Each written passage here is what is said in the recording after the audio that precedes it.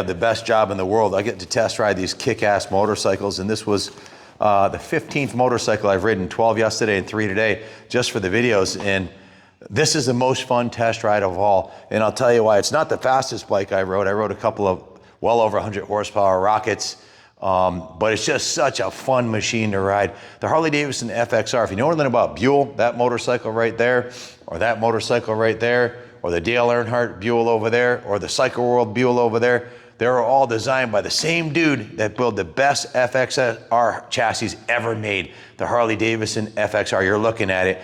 This particular chassis is regarded as the best handling Harley ever made, one of the most coveted bikes from the 80s and 90s. They discontinued them, bought them back as the first CVO Harley ever made was an FXR in 1989 for a short while, for 2 years. They made a short run of these, but it is a phenomenal machine.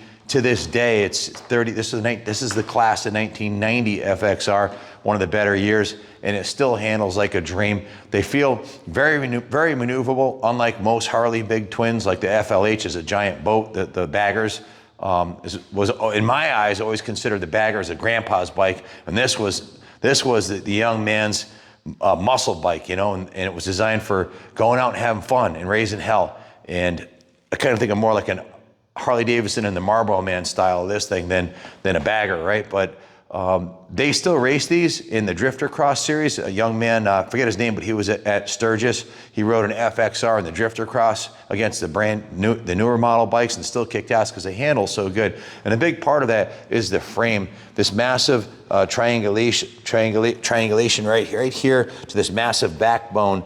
A very little flex in this frame, and of course it's a dual shock rear suspension. So this one here has been set up with a nice set of progressive shocks. Big upgrade over the stock shocks. The stock shocks sucked. The stock fork springs were replaced with progressive, and it has a 20-weight fork oil in there. And a mild build was done on the engine. By mild build, this is an Andrews EV46 cam in here with an S&S carburetor and a set of Vance & High's turn down short shots. So a nice combination. It's got the HI4 ignition. So with the S&S carb, the 46 cam is that nice lumpy idle, and it revs nice and clean. These engines are absolutely bulletproof. These are 200,000 mile engines. Thank God Buell is back up and running under new ownership, and they're starting to build some world-class bikes like the Super Cruiser. But back to this bike here. This FX right here has got a lot of tasty upgrades on it. Looking at those side panels Ronnie's looking at, those are made by Arlen Ness, rest in peace. Arlen made a lot of really cool FXR accessories back in the day. The pegs on the back are why don't we start at the front of the bike? We'll just start right there and work our way back. The 21-inch front chrome wheel has a full floating rotor on it. The calipers was rebuilt. The master cylinder was rebuilt. The chrome is real nice on the wheel. It's a Metzler front tire. The fork lowers were professionally painted. The fork uppers were polished with new chrome caps. And it has a set of chrome triple clamps, upper and lower. And it has the 8-inch pullback risers with drag bars with just the tachometer, just the bare bones necessities, which is what, this is a bare bones bike. Decided to go out and raise hell with the tachometer right where you want it. Drag bars, it has the performance machine grips, which I love these. These are awesome. I put these on my personal FXR. It has the chrome brake lever, chrome clutch lever, no curry aiken Chinese crap on here. It's straight from Harley Davidson in Milwaukee. Even got the Harley logo on there. Chrome caps on the forks, and of course the paint job. You can't overlook that. Really nice black with flame paint job. When it came here, it didn't have any decals on the paint job. So it's something I feel a Harley Davidson needs is it's got to have, you know, it's got to say Harley Davidson on the tank as far as I'm concerned, to pay homage to the heritage of 100 and what is it, coming up on 125 years pretty soon here, since 1903. So beautiful flame paint job, custom aircraft style fuel cap. The seat is called the Harley Davidson Badlander seat. The side covers are the Arlen Ness side covers. That's the original factory tins on this. Tank front and rear fender. Has a laid down chrome license plate on it.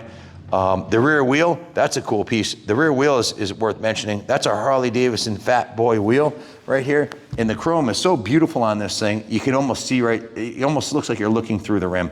It's like it's mirror chrome. This rim was a Fat Boy rim that was machined and then triple chrome plated, which gives it a really awesome look. The rear rotor was replaced.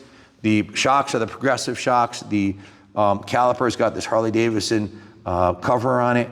Braided stainless rear brake lines, Harley Davidson pegs. I already mentioned the pipes. You can see the chrome cover on the transmission and the starter, and there's another chrome cover in the middle right here. Push rods are chrome. The chrome on the engine looks really nice. The chrome on all the covers is in good condition. And these are the J-brake forward controls with billet forward controls, chromed with the J-brake master cylinder. So that's a nice tasty upgrade also. So original matching numbers bike. I actually have the dyno report too.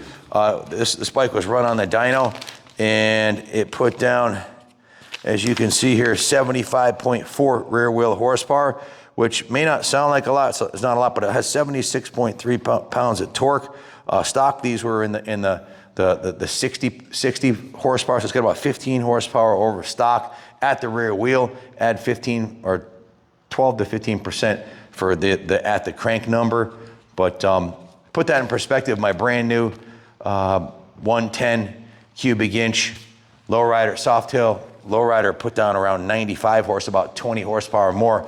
So this is a much lighter bike than the new bikes, certainly substantially lighter than the baggers and lighter than the Softail. So a little less horsepower, but it handles like it's on rails. These don't wobble like the Dynas were known to do. And it's just a really fun bike to ride. Also has the chrome axle adjuster covers back here and a new chrome axle with the chrome axle nut to replace the original factory pieces. But dyno proven performance on this thing. When we got it here, we ran it on the dyno downstairs also to adjust the jetting because we felt it was jetted a little bit rich. So the head gaskets, when they did the cam, the head gaskets were done, the lifters were replaced, the rings were replaced, the push rods were replaced, the oil filter, oil, base gaskets, head gaskets, all the gaskets, the center gaskets, all the upper rubber, lifter gaskets, the push rod rubber O-rings, all that was done at the same time. And not a lot of miles were put on the bike since that was done, so everything's still tight. And what else can I tell you about it? Let's see. The ignition system, it was replaced with the HI4.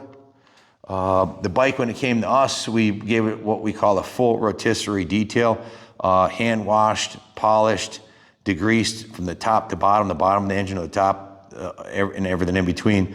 The engine covers were all polished, the shocks, all the chrome, all the aluminum was polished. The previous owner had, or the previous shop that worked on it had painted the engine and the exhaust, and it needed to be redone. So we sanded the exhaust, or repainted the exhaust, repainted the engine with the correct Harley Davidson wrinkled black finish, polished the tank, polished everything on the motorcycle, and repainted the pipes and the engine. That was 19 hours in the detail shop, a little over 2 days. All the tins were polished, and I did put the graphics on there too. We drained the fuel, put ethanol-free VP in there, replaced the fuel lines, cleaned the carburetor, ran it on the dyno and jetted it, flushed both front and rear brakes out, new DOT brake fluid, changed all the oils, the engine oil, the primary oil, and the transmission oil are just been changed. So gone right through it and dyno tuned it. So we had a total of 25 hours of labor plus parts. Our work order came out to $41.50. That doesn't include the work order for all the hop-up engine stuff that was done. So I had it tallied up here somewhere in all these notes. So okay, here it is. About $3,500 has been put into the engine, between the engine, pipes, carbs, cams, ignition, all that, rings. The all the upgrades on it. The chrome triple clamps, the risers, the chrome rear wheel, the shocks, all the chrome, the seat, all those items added up to $3,000 plus the paint job. There's about, plus that adds up to about $8 grand in upgrades that was on the bike, plus our work order, which came out to 40, what did I say it was, 4150? Anyways, the total was 12,650 between what was done to it originally and what we just did to it recently. So quite a bit has been invested into the bike. It runs like a rape dape. It looks the part, it sounds the part, it feels the part. It's a really nice 1990 FXR with a lot of tasty upgrades. It's not perfect. I mean, it is a 35-year-old bike. There might be a couple of nicks in the paint if we look closely. A couple scratches on the chrome right here. The tires, front and rear. The front's got 90% tread, but Ronnie said the date code was what, 2015 on that? 15, so, and the rear was a 2012. That's got maybe 50% tread left on it, 40%. So what else can I say that would be, oh, the seat. Got a couple of little pinholes in the seat right here that you can see. This saddle's been on the bike for a while, so that's not perfect, but it's one badass clean FXR that's got a little bit of patina on it because it's 34 years old, right? So, but if you're looking for a kick-ass FXR that's turnkey and ready to go, this will be sold reasonably. We just did another one. We did a frame up on one and had a $22,000 work order on it. So that one's priced up near 20 G.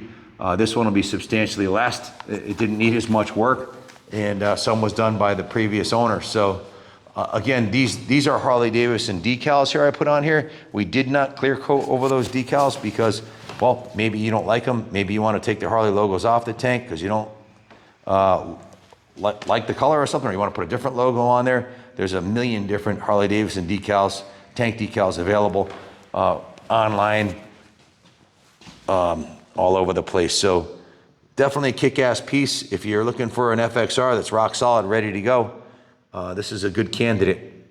This is ready to take to the Drifter Cross Series and send it out there right now, right on the track. It's a great bike for doing that. It's handles awesome, and I think you'd have a lot of fun. Take it to Sturgis, Daytona, any of the big rallies, and this thing will definitely stand out. There's not too many nice FXRs on the road left today. If you have any questions about it, give us a call, 860-454-7024. We're here, Rockville, Connecticut, at the New England Motorcycle Museum. This will be on display in the museum here. We're open 7 days a week. Come check it out. Won't be here long. Thanks for watching, and God bless America.